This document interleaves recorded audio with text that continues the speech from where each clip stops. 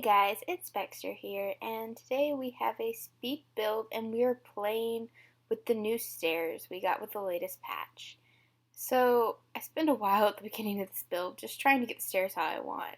This is actually like the third or fourth set of stairs that I've placed down, and I just really wanted to do something different and make this front entryway kind of cool.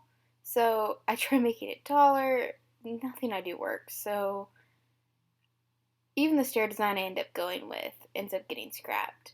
And I also really wanted to use these arches that we got and just give this build kind of like this Middle Eastern flair. So we put the arches on the front and we have this like staggered entryway. And the stairs take forever, I promise. And you're going to notice in the middle of this build that it magically goes from this lot to a lot in Oasis Springs. That's just because I felt like the build looked like it belonged more there. So I went ahead and changed that. But that's not until like halfway through the build. Like I've already finished the exterior and then I decided to change it. So that won't happen for a while.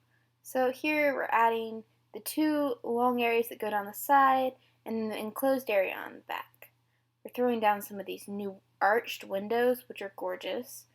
And I think we end up using the square windows on the side, which looks pretty cute. Now we're going upstairs. This is where I start playing with the stairs again because there's just not really enough room upstairs to do what I want.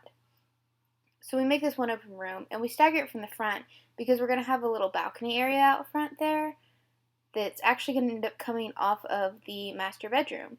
So this build ends up having one bathroom and one bedroom.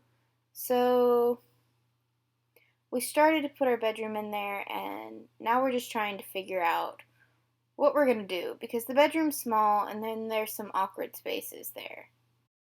And so we go ahead and put our windows in on either side, and once we get the windows in, we really start to realize that this isn't working out how we want it to. So the two little arch windows on the side, the square windows on the two arch windows on the front, the square windows on the side. And then the back has a combination. And we really just don't know what to do because we have this awkward L-shaped space. So we go back and we reevaluate the stairs again. Like I said, I play with the stairs a lot because the downside of having so many different kinds of stairs to play with is the fact that there's so many different kinds of stairs to play with. And so you actually ended up, as you saw, with that like little square cubby hole, which I end up purposing as like this utility closet that you can see from the outside. And then the roof. I thought about using this roof here and it just didn't look right. So I end up opting for using half walls to make this like finished area on top. And I go with the shortest ones. So now that the stairs are different, I can change these walls up, make this huge master bathroom, and make the master bedroom a little bigger. And while the office space will still be small and tight upstairs, it ends up working out. So these rooms downstairs are very long and narrow. So I didn't have move objects on. So I turn that on real quick. So I open up this area between the entryway and the stairs. And I do that by using, I don't know what these things are called. But they open up the room and they're not arches, so I can make them bigger than arches. And then I just use an archway on the other side because it's only too wide and it would have been the same thing. In this front corner, I go ahead and put the door in because that's going to be a little half bath, and we put a door out to this covered back porch area. And go ahead and throw our doors in upstairs. I haven't walled off the office. Oh yeah, here we go.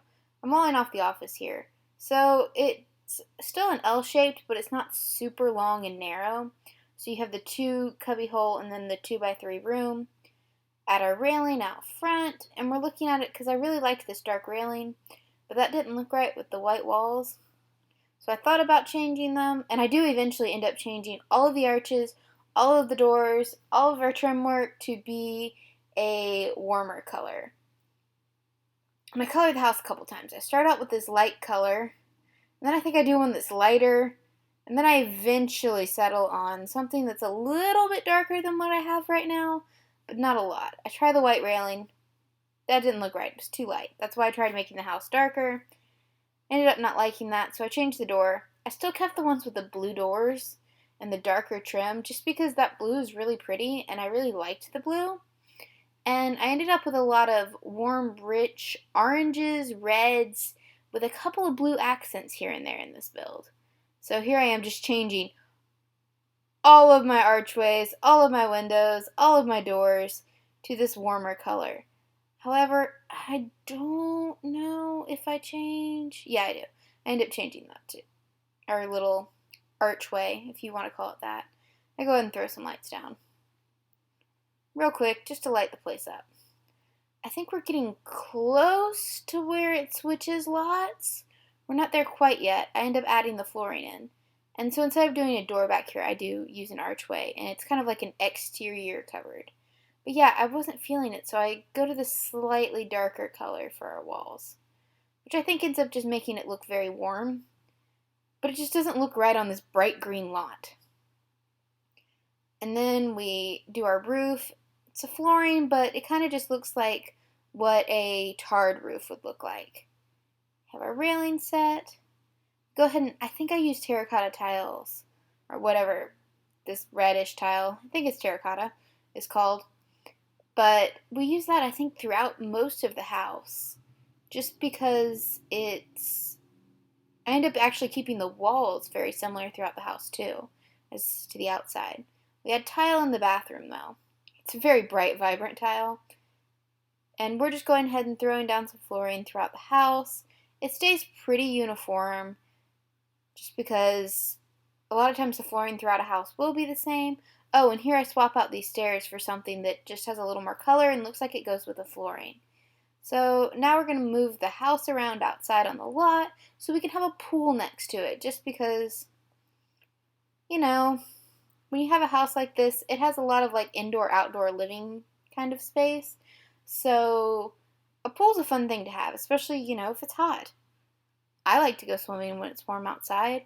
So I throw it on the pool, add the red tile around it, and I debated on adding this cool stone jump diving tower thing. I do eventually end up removing it, but it's not till a lot closer to the end of the build. I add a patio in the back, and I change out the tile in the breezeway in the front. Now I'm adding our walkway up from the front, using our terrain paint.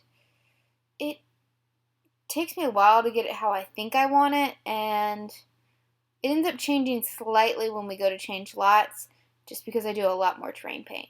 I use this mailbox just because I kind of set it into the wall, so it kind of ends up looking like it's like built into the house, which I think is kind of cool, because whilst it doesn't exactly match the style of the house, it has those simple, clean lines, so it doesn't seem like it's super out of place.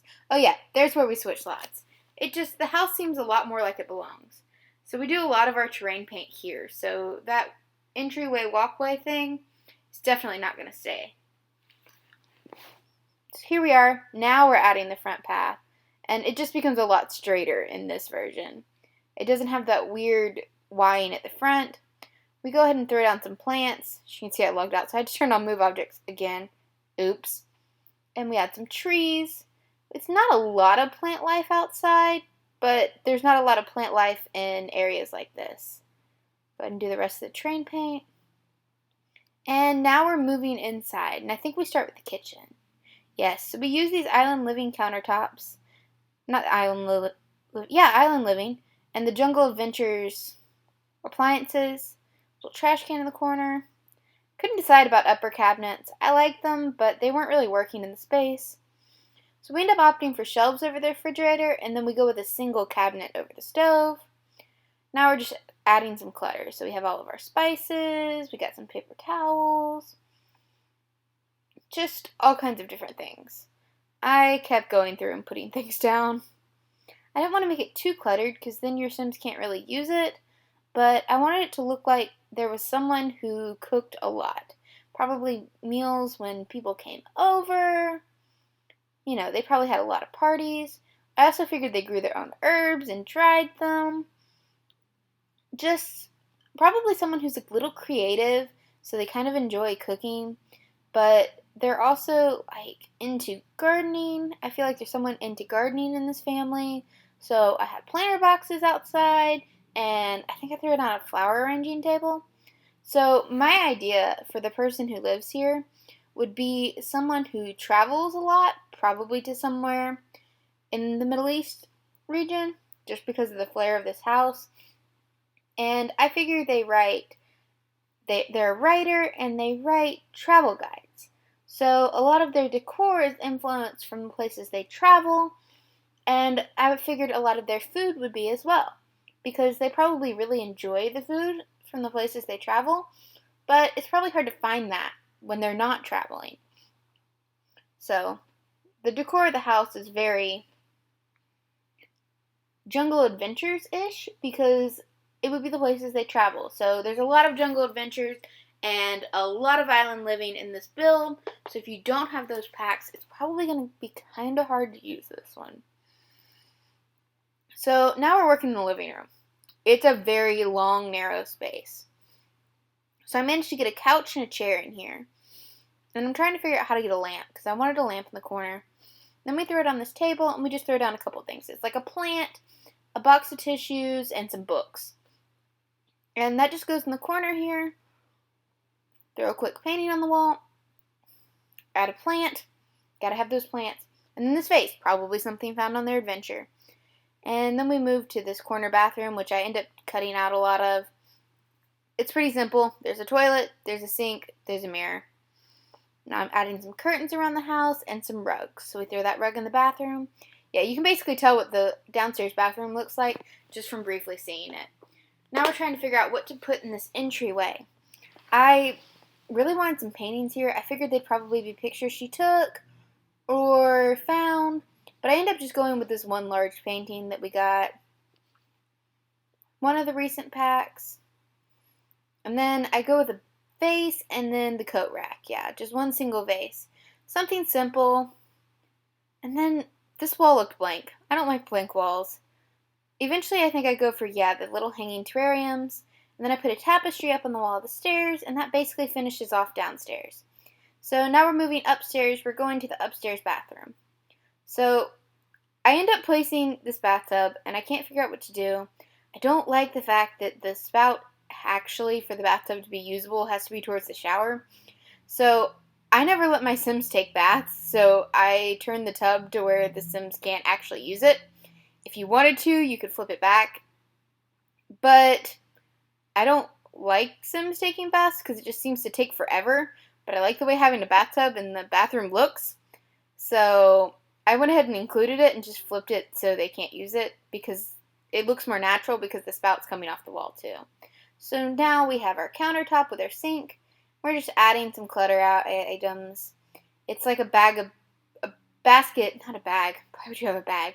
A basket of bath items, some candles, soap, and our, what are those things? Toothbrushes. Why did I forget the word toothbrushes? Like, you use one every day. Then we throw it on a rug. So now we're moving to the bedroom. We use this colorful bed. It has a lot of those reds in it. Like I said, I use blues, reds, and oranges. The bedroom's pretty simple as far as what's on the end table. We put a plant on one side, and I think the other side ends up having a lamp type thing. Yeah, the little lotus flower lamp. We throw up some curtains, mirror. I thought about using that dresser, but it didn't really fit in the area, so I used this tall wardrobe, which is probably more practical and realistic to the space, but I don't tend to use them because they block my view when I'm playing, and I get annoyed with them. So then we go over to our office. Like I said, so I figured she was a writer, but I figured she traveled, so I went with a laptop.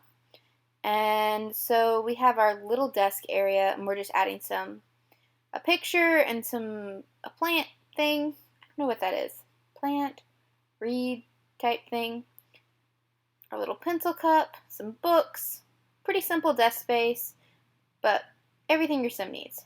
Then we're going to throw a bookshelf in here, because any good writer has to have a bookshelf, even if you are a travel writer. We end up going with the one from the Moschino, I think I'm saying that right, stuff pack, just because it's pretty classic and it matched the colors well. I think about putting this foosball table in here, guys, because I never use the foosball table. I've never had my Sims play it. I've never put it in anything I've ever built before or anything. So I thought about it, but it just didn't really fit the space or the kind of sim I imagined living here.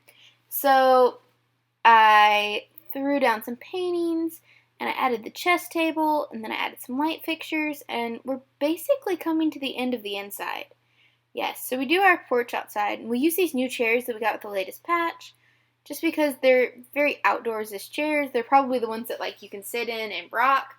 Okay, so you can't see me, but I actually physically rocked when I was talking about it. I don't know why, but whatever. And then the archaeology table outside, because if you're traveling, you might end up with some what are they, artifacts that you need to clean and prepare. Now we're doing the back area, and we never changed the floor out here to match, but it probably matches the inside. So we add this little covered seating area, and the table, same table that we just got, and add our chairs. So I add where the patio just jets out for this covered awning thing. And I was going to add these Christmas lights because I just figured it'd be so cool, but they didn't light up when I changed to nighttime. And I really needed something that would light up, so I struggled with figuring out how I was going to light this back patio area. So I put some candles on the tables, and I end up just raising up some lights inside the post of this cabana type thing. And that adds enough light so where you could eat up here outside. I had a couple of these new lounge chairs in the very classic, copper and white, which kind of matches the color scheme of the entire house. Added some lights. And then eventually I'm going to throw down at the last minute a red grill back here. Yeah, there's those planter boxes. That way they can grow their own herbs. I thought about putting a game table. I ended up opting for the flower arranging table because maybe they grow flowers instead. I mean, I really left the skills that this person was working on out in the open because, as your sim grows, the skills they have might change. See, last minute I threw that grill down. And we come to the end of this build, and here are some screenshots. Hope you enjoyed it.